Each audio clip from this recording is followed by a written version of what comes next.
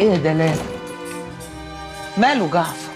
استغفر الله العظيم يا رب. نرجس مالها؟ سقطت. ايه؟ يا ضنايا يا ابني. وجمعنا كلنا وقعدنا قدامه وقال لي عايزه تطلق تتطلق، بس ما حدش فيكم يجيب سيره الخلفه تاني قدامي. عيني عليك يا جعفر، شايل الهم يا حبيبي ومحدش حاسس بيك.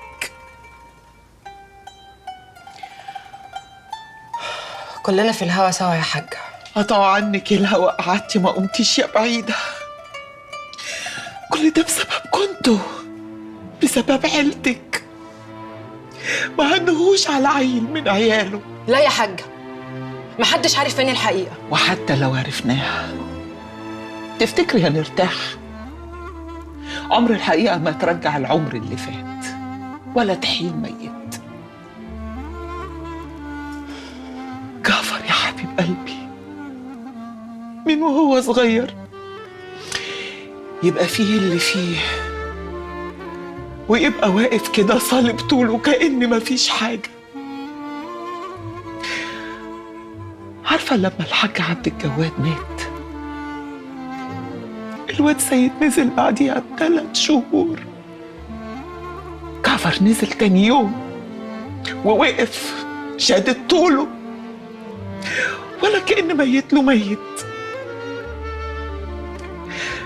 بس كان بيرجع كل يوم يقفل الباب على نفسه ويقعد يعيط.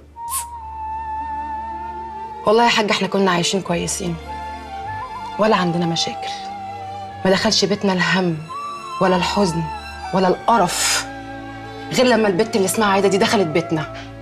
عايده؟ وايه دخل عايده بالموضوع؟ ادمها نحس، ادمها نحس علينا. ده غير بقى ان هي اللي بقت على الحجر، يحزن لحزنها ويفرح لفرحها، مبقاش شايف حد غيرها. وانا بقى مش هضحك على نفسي اكتر من كده. احنا لازم نعمل اي حاجه يا حاجه عشان البت دي تتطلق. ايه يا بنت الجحود اللي جواكي ده؟ انا عارفه انك واطيه، بس الجحود ده عمري ما شفته. انا جحدت من يوم ما رجلها خطت عتبه بيتنا، وانا بقولها لك اهو يا حاجه، يا انا يا هي. ابوكي لابوها